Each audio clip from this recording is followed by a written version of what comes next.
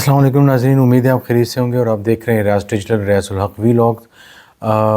جعفر express کا سانحہ ہو گیا، اس کے بعد کی ساری صورتحال آپ کے سامنے ہے۔ آپریشن مکمل ہو گیا، ایس سی جی کمانڈوز نے تمام جو بی ایل اے کے لوگ تھے ان کو جو ہے وہ ایلیمینیٹ کر دیا، اور اس کے بعد ہم نے دیکھا کہ آج شام پریس کانفرنس کی۔ تو آج ہم اس پریس کانفرنس کا حوالہ کریں گے D G I S P R اور چیف منسٹر بلوچستان پاکستان پیپلز پارٹی کے جو چیف منسٹر ہیں سرفراز بگٹی صاحب۔ اس میں چند باتیں بڑی دلچسپ ہیں، انٹرسٹنگ ہیں، اور کچھ حیران کن بھی ہیں۔ آج اس کا احاطہ کریں گے۔ سب سے پہلے ایک چیز جو بڑی مثبت اور بڑی حیران کن تھی وہ یہ تھی کہ پہلی مرتبہ D G I S P R کی کوئی پریس کانفرنس جس میں پاکستان تحریک انصاف، اس سے ریلیٹڈ جو سوشل میڈیا تھا اس کے حوالے سے کوئی بہت زیادہ شاید اشارتاً بھی کوئی بہت زیادہ بات نہیں کی، بلکہ انڈین میڈیا اور اس حوالے سے بات کی، اور یہ ایک بڑی مثبت پیش رفت ہے، کیونکہ 2-3-4 مرتبہ جو آخری جو پچھلے 3 ماہ میں چیزیں ہوئیں، اور خاص طور پہ آخری بار جو آرمی چیف کی ایک تقریر تھی بچیوں سے، وہ آئی ایس پی آر میں بات کر رہے تھے جی ایچ کیو میں، اور وہاں انہوں نے طالبان کے حوالے سے بات کی کہ ان کو کیا اختیار ہے کہ وہ عورتوں کے حقوق چھینتے ہیں، عورتوں کا تحفظ تو اسلام نے دیے، اور اس طرح کی باتیں۔ اس پہ خیر 2 دن تک پاکستان تحریک انصاف کے سوشل میڈیا نے پھر جو شور مچایا اور جو ریئیکشن آیا وہ تو شاید تاریخی تھا۔ بہرحال ایک چیز واضح ہو گئی کہ پاکستان تحریک انصاف یا اس کے سوشل میڈیا کے چند سوشل میڈیا کے لوگوں کو سارا پی ٹی آئی کا سوشل میڈیا اور اس کا پلان سمجھ لینا بڑی بیوقوفی اور ناسمجھی ہے، اور اس پر آواز اٹھانا، سرکاری پریس ریلیز کرنا، فارمیشن کمانڈرز میں جو ہے کی پریس کانفرنس میں اس پہ بات کرنا، یہ ہمیشہ کاؤنٹر پروڈکٹیو ثابت ہوا ہے۔ اور لیکن آج جو ہے وہ پہلی مرتبہ جو ہے وہ چیز بڑی مثبت تھی کہ فوکسڈ قسم کی پریس کانفرنس تھی، اور اوور آل سارے آپریشن کو کیسے انہوں نے ایگزیکیوٹ کیا اور چیزیں کیسے آگے بڑھیں اس پہ انہوں نے فوکس کیا، جو ایک بڑی مثبت بات تھی۔ لیکن چند باتیں ایسی تھیں کہ جو بڑی حیران کن تھی۔ مثبت باتوں میں ایک اور یہ تھی کہ نیشنل ایکشن پلان کے حوالے سے بات ہوئی کہ جب 2016 کا APS کا واقعہ ہوا تو اس کے بعد سب لوگ اکٹھے ہوئے اور فیصلہ کیا کہ ہم اکٹھے ہوں گے، اور اس سارے معاملے کو 2014 کا APS، اس سارے معاملے کو ہم لے کر آگے چلیں گے، اور اس طرح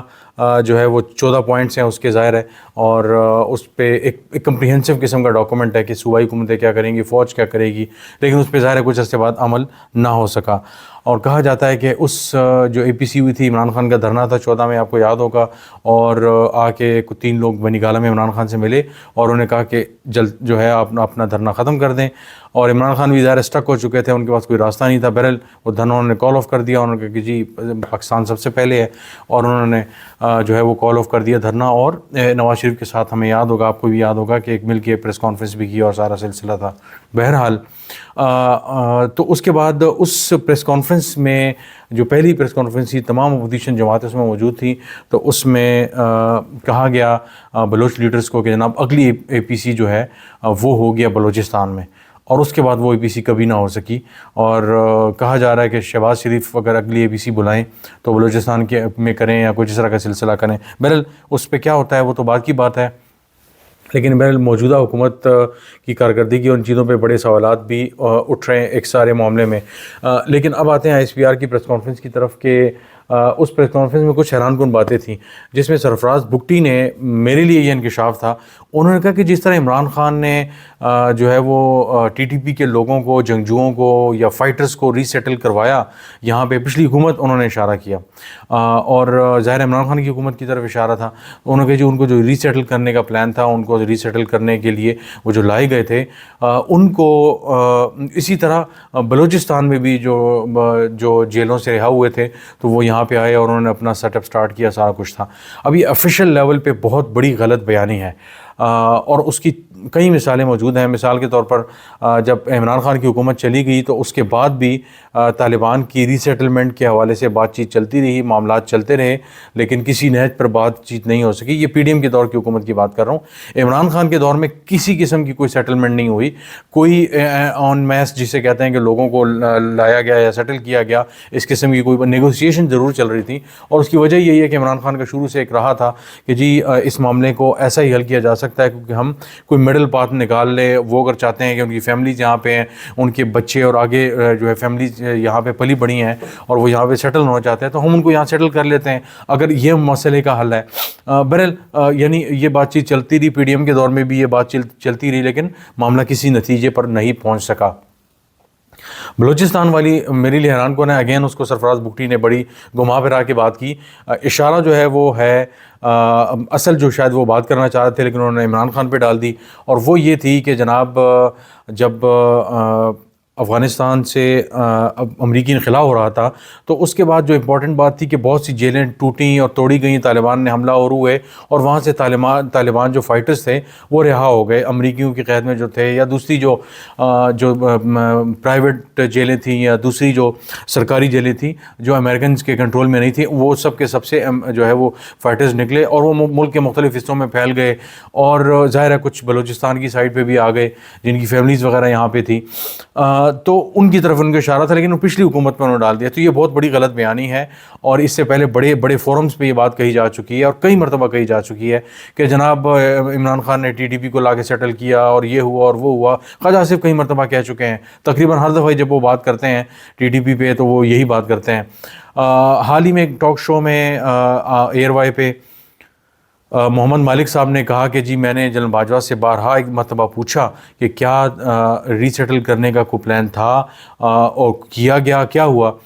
تو کہتے ہیں جنرل باجوہ نے ان کو جواب دیا کہ جی بالکل یہ پلان ہمارا تھا, لیکن جب عمران خان کی حکومت چلی گئی تو یہ پلان ختم ہو گیا. تو اس سے آپ اندازہ لگا لیں کہ یہ چیز سرے سے ہوئی نہیں, اور میں آپ کو بتا رہا ہوں کہ اس طرح کی چیزیں آپ کے علم میں ہوگی, اگر آپ گوگل بھی کر لیں تو آپ کو خبریں مل جائیں گی کہ طالبان کی ری سیٹلمنٹ کا پلان عمران خان کے 2022 اپریل کے جانے کے بعد بھی یہ سلسلہ چلتا رہا. تو ایسا نہیں ہے کہ یہ طالبان جو ری سیٹلمنٹ تھی یہ کوئی عمران خان کر چکے تھے اور اس کے بعد جاری رہی, یا یہ جو سارا کچھ ہو رہا ہے یہ اس کی وجہ سے ہے. کیونکہ ایک اور چیز جو سب سے اس سارے معاملے کو نلیفائی کرتی ہے, رد کرتی ہے, وہ یہ ہے کہ جب بات ہوتی ہے پاکستان کے اندر اٹیکس کی, ہم مطلب ریسنٹلی کچھ مثالیں ہم لے لیں, خاص طور سے بنو کنٹونمنٹ میں جو اٹیک ہوا اور اس کی کچھ لوگوں نے اطلاع دی, شریعت المروت نے بھی جو ہے وہ اسمبلی میں بات کی اور انہوں نے کہا کہ یہ سینسیٹیو ادارہ تھا, ان کے آفس پہ بیسیکلی حملہ تھا, ایسا جو ڈائریکٹلی کنٹونمنٹ پہ نہیں تھا. بہرحال مجھے اسے یاد آ گیا کہ CIA کا ایک کمپاؤنڈ تھا, اس پہ اس طرح کا اٹیک ایک زمانے میں ہوا تھا اور اچھی خاصی تعداد CIA کے آپریٹیوز کی افغانستان میں ماری گئی تھی, اور بہت ڈیڈلی ایک قسم کا جو ہے وہ اٹیک ہوا تھا جس پہ ISI پہ بھی ایک زمانے میں الزام آیا تھا, لیکن بہرحال بعد میں وہ ایگزونریٹ ہو گئے تھے کہ جی یہ طالبان کی انسائڈ جاب تھی. تو ایک تو DI خان کا اٹیک ہوا, پھر اس کے علاوہ ہم نے دیکھا کہ جو اب یہ BLA کا اٹیک ہوا اور DGI SPR نے بار بار کہا کہ جناب یہ افغانستان اپنے ہینڈلرز کے ساتھ رابطے میں تھے, انٹرسیپٹ کی ہوئی ان کی چیزیں اور ڈیٹا اور ساری چیزیں. تو اس سے اندازہ لگایا جا سکتا ہے کہ اگر آپ کہیں کہ فرض کریں اگر عمران خان نے ان کو بسایا تھا, یہاں پہ موجود تھے, تو پھر یہ بار بار یہ کہنا کہ جی افغانستان سے دراندازی ہو رہی ہے, یہ افغانستان سے آئے تھے, جو بنو اٹیک ہوا کنٹونمنٹ پہ یا سینسیٹیو ادارے کے دفتر پہ کمپاؤنڈ پہ, وہ ان کے رابطے تھے افغانستان سے, وہ وہاں سے آئے تھے, اور یہ بھی افغانستان, جعفر ایکسپریس والے بھی افغانستان سے آئے تھے. تو یہ ساری چیزیں بتاتی ہیں, اور اس طرح کے بہت سے اٹیکس, تو یہ ساری چیزیں بتاتی ہیں کہ اگر یہاں سے معاملہ ہے سارا کچھ تو مسئلہ تو آسان ہے, لیکن مسئلہ یہاں نہیں ہے. مسئلہ یہ ہے کہ وہاں سے دراندازی, انفلٹریشن ہو رہی ہے, وہاں سے آتے ہیں, ٹرینوں کے آتے ہیں اور یہاں پہ سیٹل ہوتے ہیں, اپنے آپ کو جو ہے وہ ایبزارب کرتے ہیں اور اس کے بعد وہ کیری آؤٹ کرتے ہیں اپنے ہینڈلرز کے ساتھ رابطے میں رہ کے. تو بہرحال یہ کراس بارڈر ٹیررزم کی جو ہے وہ ساری کہانی ہے. تو یہ میرے لیے بڑا حیران کن تھا کہ اتنے بڑے فورم پہ بگٹی اتنی ہائی پروفائل پریس کانفرنس میں اس طرح کی بات کر رہے ہیں. یہ میرے لیے بہت زیادہ حیران کن تھا کہ اتنی زیادہ غلط بیانی یہ کر رہے ہیں. بہرحال یہ ساری سچویشن تھی. تو آج کی پریس کانفرنس میں کچھ مثبت باتیں تھیں, کچھ اس طرح کی باتیں تھیں جس کو جو آپ کو میں نے بتا دیں. تو یہ سارا احوال تھا آج کا, اور انشاءاللہ آپ سے کل دوبارہ ملاقات ہوگی. آج کے لیے اتنا ہی, انشاءاللہ کل ملتے ہیں. خدا حافظ.